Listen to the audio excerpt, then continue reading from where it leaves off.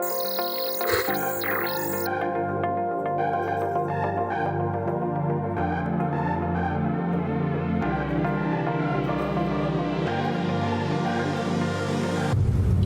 kids are sick, both of them, in the middle of the summer. Why?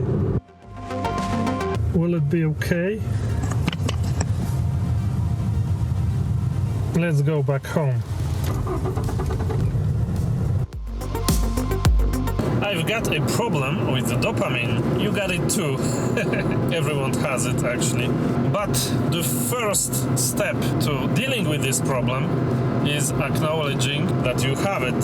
So I am aware that I have it. That is why I was very unhappy using my smartphone. Probably people that don't have problems with dopamine are not feeling it like I felt, are not feeling as if they lost control over their smartphones. Or maybe not, or maybe everyone is a potential addict. It's just a matter of how much you use the smartphone and how long you do it.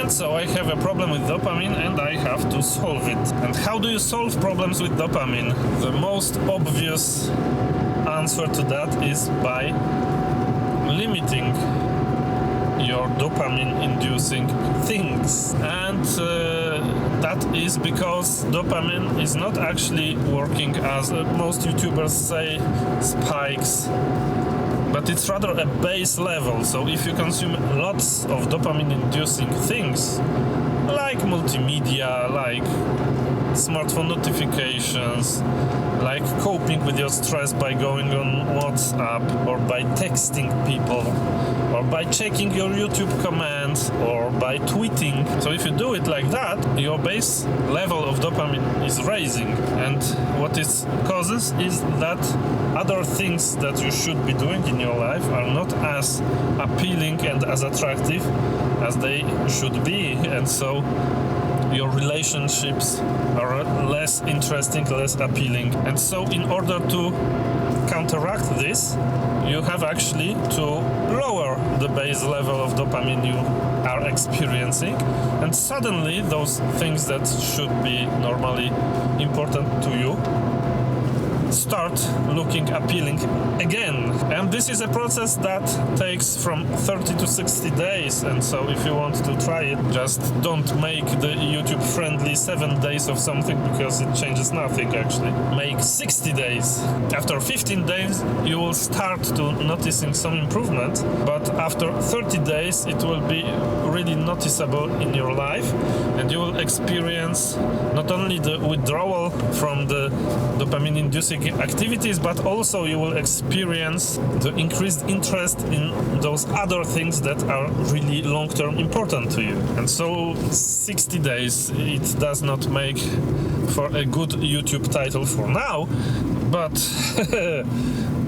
in 3 years it will be very, very attractive YouTube titles that will start by "I made something for 60 days." You will remember that I said it in 2022.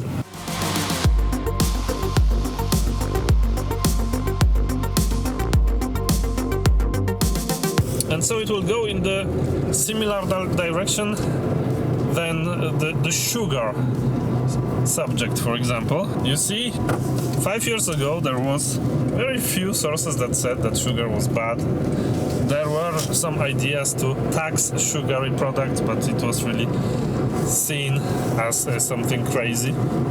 And today the landscape is much different, don't you think? And the same will go with smartphones, because all that you see today, all that you understand today as a very small fraction of the society, roughly 2%, I believe, it will be common knowledge in 2 to 3 years. Everybody will know that.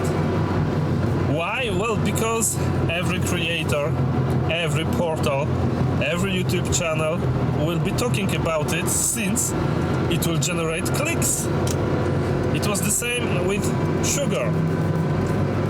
Once everybody online started to write posts about it, suddenly politicians started to regulate that. And it will be the same with smartphones. Furthermore, the smartphone market is already saturated. Some of you in the Western world, of course, are carrying 2 or 3 smartphones, but really you don't need them.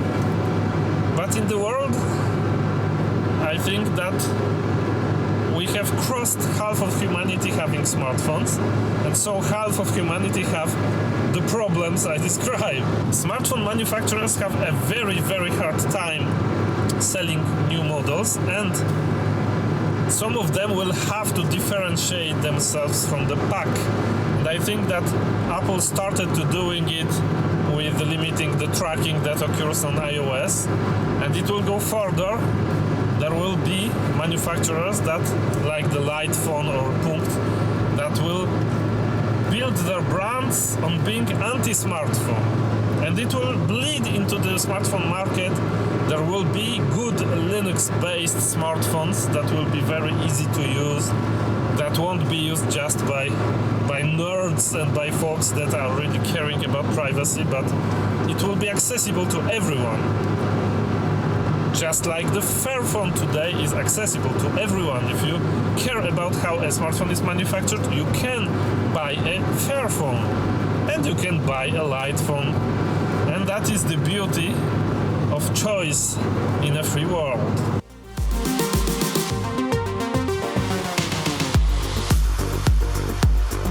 And so the discourse about dopamine will be universal. Everybody will make sure to not consume dopamine-inducing things. Just like today, most of intelligent people are not consuming sugar because they know that it causes just diseases, long-term, Alzheimer's, diabetes, etc. And so those who want to live longer and in a good shape are not using sugar. And the same will be with dopamine-inducing services.